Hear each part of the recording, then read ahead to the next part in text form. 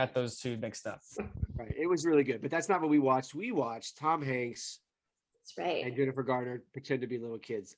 Yes, but Tom Hanks, we were talking about his role in this. He has 93 acting credits to his name on IMDb. I mean, everybody should know him. If you don't know him, stop listening to this podcast. What are you doing? Go watch a Tom Hanks movie, because you have to know this actor for Forrest Gump and the voice of Woody in Toy Story and Green Mile and Saving Mr. Banks and The Polar Express and A League of Their Own and Volunteers and Splash. They're all good movies. Yeah. Private Ryan, Philadelphia. This Easy.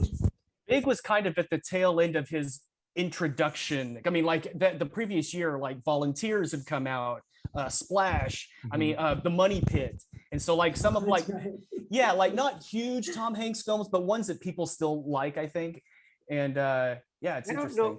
I don't think I sometimes catch old Tom Hanks movies like Turner and Hooch or Money Pit, and the movies themselves are kind of like meh, but he is always so. It's his performance for sure. Yeah. I mean, it was. I have a friend who owns a production company who has never seen a Tom Hanks movie. How is that even possible living on the planet? I don't think that person should be working in Hollywood. Should they? It should be an automatic strike. It was a discussion. He's been in the same baseball box as Tom Hanks and watched a baseball game with him, but he's never seen one of his movies. No, I don't buy it. It's crazy. I know, that's kind crazy. He's a liar. Crazy. Well, besides Tom Hanks, Big also stars Elizabeth Perkins, which she was great in this role, and Robert, how do you pronounce his name? Loggia.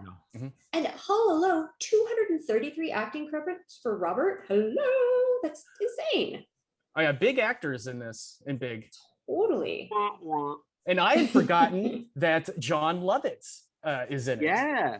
I know. I thought it too. I was like, I forgot it too, and I'm like, oh my god. And Kevin Meaney as well, if you know that stand-up comedy. Kevin Meaney's an old comedian that I used to watch a lot. Yeah. I have a connection to John Lovitz because my very first job was working on The Critic, and he was the main character on that TV show. Highly Love The underrated Critic. show. Absolutely. It stinks. So let's talk about 13 going on 30, just getting some of the stats out of the way. Directed by Gary Winnick. He has 12 directing credits: Letters to Juliet, Charlotte's Web, Bride Wars, and an episode of Ugly Betty. So a little bit of TV stuff in there, maybe not as prolific. His 7th film, 13 going on 30. Yeah.